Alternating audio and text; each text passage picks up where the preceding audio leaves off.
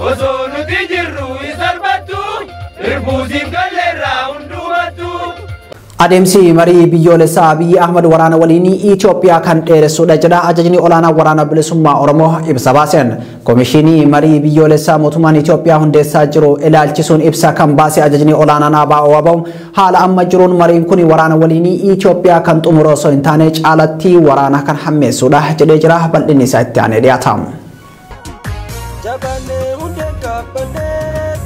Mirga ummata Oromoo hidhannoon kabachiisuu mootummaa Itoophiyaa wajjin wal'aansoo hidhannoo taasisaa kan jiruu fi Oromiyaa keessa bal'inaan kan socho'u waraanni bilisummaa Oromoo marii biyyoolessaa mootummaan Itoophiyaa adeemsisuuf adeemsa irra jiru ilaalchisuun ibsa baaseen adeemsi kun waraana waliin Itoophiyaa kan xumuru osoo hin taane kan hammeessudha jedhe. Waraana waggaa 3f Oromiyaa keessatti ji'oota 15f ammoo Tigraay keessatti adeemsifamee gaagama namoomaa fi yakka waraanaa hordofsiise booda bulchiinsi Abiy Ahmad marii biyyoolessaa adeemsisuuf komishinii marii biyyoolessaa hundeessuun adeemsa komishiinaroota muuduu irratti argama. Komishinii marii biyyoolessaa mootummaan hundeessuun paarlaamaan raggaasisee karaa fi yaa'ii mana maree bakka bu'oota ummataatiin eeruun komishiinaroota walitti qabamuun adeemsa calallii irra kan jiru yoo ta'u komishinicha mootummaan hundeesse wajjin wal qabatee walabummaan isaa gaafii keessa jira jedhamuun komatamaatii jira. Adeemsa marii biyyoolessaa kana ilaalchisuun ibsa kan baase ajajni olaanaan ABO adeemsa kana keessatti wal amantaan waan hin mul'anneef gaagama caaluuf biyya saaxila jedheetii jira. Marii biyyoolessaa bu'a qabeessa ta'e adeemsisuuf tarkaanfilee fudhatamuu qaban kan eere ajajni olaanaa waraana bilisummaa Oromoo lolli bakkeewwan akka Oromiyaa lixaa naannawa Gidaamii, Kibba Oromiyaa Gujii, Giddu Galeessa Oromiyaa Shawaa Kaabaa fi lixaa Kaaba Oromiyaa Wallo akkasumas daangaa Amaaraa fi Tigraay bakkeewwan akka Abaalaa, Maayitsaa Barrii, Tsagadeef Shiraaroo keessatti adeemsifamaa jiru waliigaltee irratti hundaa'uun dhaabbachuu akka qabu akeekkachiiseetii jira. Itti fufuun dhiibbaa Eertiraa dhaabsisuu fi humnoota ishee Oromiyaa keessaa baasuu hidhamtoota siyaasaa guutuu biyyattii keessa jiran hiikuun bakka hundatti daandii gargaarsaa saaquu labsii shororkeessummaa waraana bilisummaa Oromoo fi TPLF irratti labsame kaasuu fi komishinii marii biyyoolessaa walaba ta'ee fi qaama hunda biratti fudhatama qabu hundeessuu qaban jedheetii jira.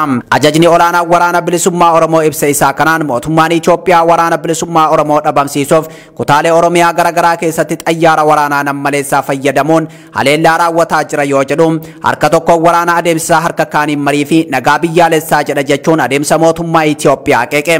Kaayyoon mootummaan Itoophiyaa marii biyyoolessaa kana qabateef tokkummaa keessoo isaa cimsuu fi deeggarsa biyyoota lixaa irraa argachuuf jechuun waraanni bilisummaa Oromoo ibsa isaa kana keessatti eereetii jira. Humnoonni mootummaa federaalaatiin lolaa jiran marii biyyoolessaa kana irratti ni hirmaatu wanti jedhu ifaan ifatti dubbatamuu baatus ministeerri muummee Itoophiyaa Abiy Ahmad addi bilisummaa uummata Tigraay wajjin mari'achuuf fedhii akka qaban Associated Press kan gabaase yoo ta'u hoogganaan humnoota Tigraay Dr. Dabratsiyoon Gabra Mikaa'el gaafii fi deebii BBC News Hours waliin taasiseen mootummaa Itoophiyaa wajjin karaa alkallattiitiin marii taasisaa jirra jechuun isaanii yaadatama.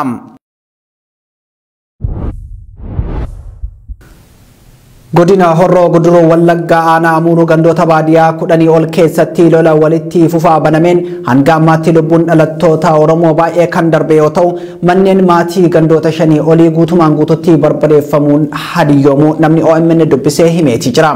Gandoonni aanichaa kanneen akka Saammoo, Ilaammuu, Cidhatti, Harar Jaarsoo, Harar Saammoo fi Gabaa Amuusii guutumaan guututti kan barbadeeffaman ta'uu jiraattonni OMN'tti himaniitii jiru. Yaada jiraattota bu'uura godhachuun gabaasa bal'aa Muhammad Faantaallee isinitti himamu.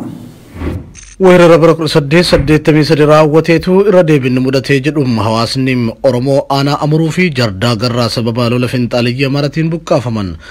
Godina Horroo Guduruu Wallaggaa aanaa Amuruu gandoota baadiyyaa 10 ol keessatti lola walitti fufaa banameen hanga ammaatti lubbuun Oromoota baay'ee kan darbe yoo ta'u manneen maatii gandoota 5 olii guutumaan guututti barbadeeffamuun hadiyyoomu namni OMN dubbisee jira. Akka maddi keenya kun jedhutti gandoonni gubatan Saammoo, Ilaammoo, Cidhaatti, Harar Jaarsoo fi Harar Saammoo akkasumas Gabaa Amuusii kan jedhaman yoo ta'an tibba jalqaba gandi kun weeraramu hawaasni gandichaa ijaaramuun ofirraa ittisuuf yoo yaalu humna dabalataa fi meeshaa waraanaa gurguddaadhaan itti dhaquun manneen abbootii warraa gandoota kana keessa jiran hunda barbadeessuun namoonni sababa umriitiin baqachuu hin dandeenyes mana keessatti gubamuu isaaniidha. Maddi keenya kun kan himu obbo Kabaa Toleeraa manguddoo ganna 70 kan ta'an mana ofii keessatti gubaman kan jedhu maddi keenya kun obbo Gabulaa Qocee Margaa Baay'isaa fi Fufaa Toleeraa ammoo qabamanii dararaa hamaa booda ajjeefamuu sirrittan quba qaba jechuun himamu.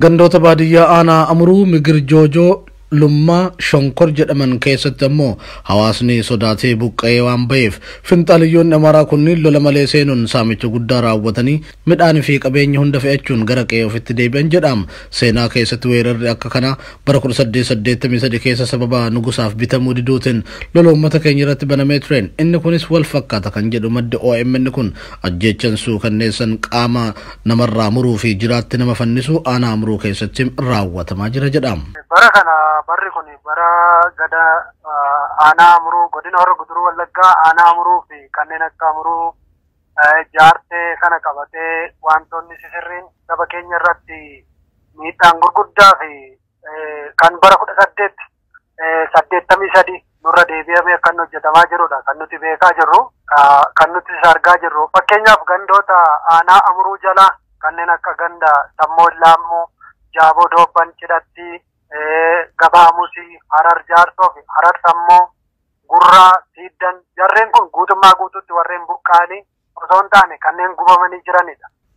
Kun ta'ee osoo jiru immoo fakkeenyaaf gandoonni guutummaa guutuutti buqqaanii jiran kan manni isaanii duwwaan dhaabbatee jiru Migir Jooji, Waalliidha, Lummaadha, Makkannoo warreen akkasii kun immoo kanneen Daammi, Shokee, Conkor, Aradda Faaqii fi Meexxi Sooree kanneen jedhaman immoo kanneen buqqaanii jiranidha. Garuu manni isaanii osoo hin gubatin jiru. Finxaaliyyoonni akka suukanneessaa kana raawwachaa jiran leenjii fi meeshaalee waraanaa ammayyaatiin guutamanii jiraachuu kan himu maddi keenya waggaa tokko dura maqaa nagaa eegsiftoota jedhuun kophaatti filamanii Amaaronni mootummaadhaan leenjifamaa akka turan himam. Leenjii kana booda humni dabalataa naannoo Amaararraa ergamuu fi keessa beektotarraa odeeffachuu himuudhaan ajaja mootummaa fi harka loojistikii mootummaatiin kan socho'an ta'uu dubbatama. Lola sabaa fi saba gidduutti ka'e fakkeessuuf finxaalayyoota Amaaraatti fayyadamaa jiru kan jedhu maddi keenya kun harka lafa jalaatiin ammoo mootummaan tajaajila fayyaa fi nyaataa isaaniif taasisaa jiraachuu akka quba qaban himam. Gandoota lolli keessa jiru kan humna finxaaliyyoota Amaaraatiin booji'aman keessatti bakka uummanni Oromoo baqatee bahee jirutti bulchaan aanaa Amuruu obbo Balaayii Goshuu fi hojjettoonni bulchiinsaa dhaqanii hawaasa mariisisuun nagaa isaanii deebi'anii galanii jiru.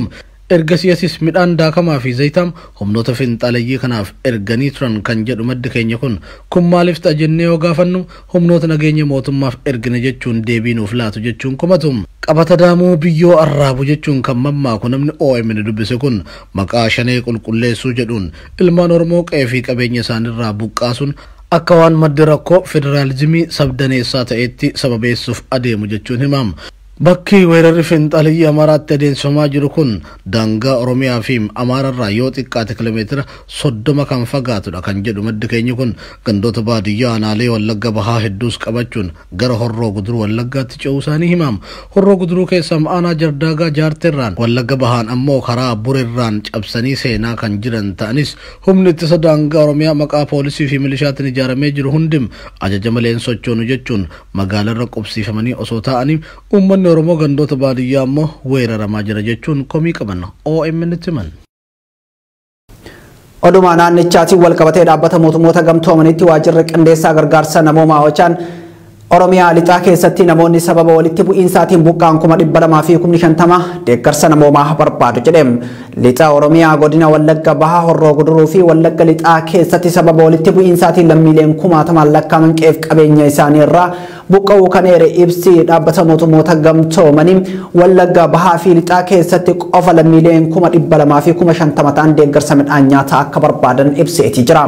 Dhaabbata mootummoota gamtoomaniitti Ochaan ibsa kana kan baase wiixata kaleessaa Majjii 31 bara 2022 yommuu ta'u sababa rakkoo nageenyaatiin lammiilee kanneeniif deeggarsi namoomaa dhaqqabaa kan jirre ibseetii jira.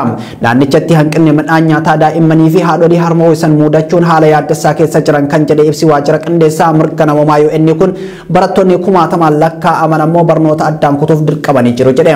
Wallagga Bahaa fi Horroo Guduruu Wallaggaa keessatti finxaalayyiin Amaaraa fi faannoon Amaaraa daangaa ce'uun weerara lammiilee nagaa irratti bananii namoonni 100 lakkaa'aman kan ajjeefaman yommuu ta'u manneen jireenyaa uummataa gubachuun qabeenyi guddaan saabameetii jira.